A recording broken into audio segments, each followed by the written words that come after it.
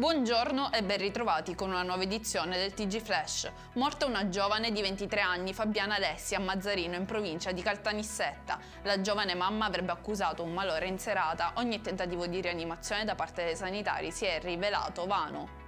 È stato arrestato un uomo palermitano indagato per il reato di tentata rapina ai danni della filiale di Termini Imerese della BNL. Prima di tentare la suddetta rapina aveva fatto ingresso in un altro istituto bancario con la medesima intenzione.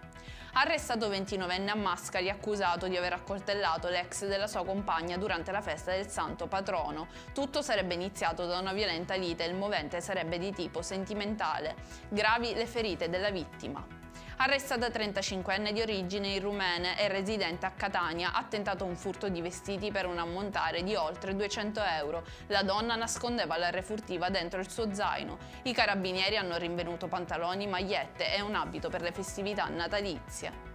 Migliorano le condizioni di salute del bimbo di 4 anni caduto dal sesto piano di un palazzo di via Ausonia a Palermo. Insieme a lui è volato giù anche il padre, morto a causa delle ferite riportate.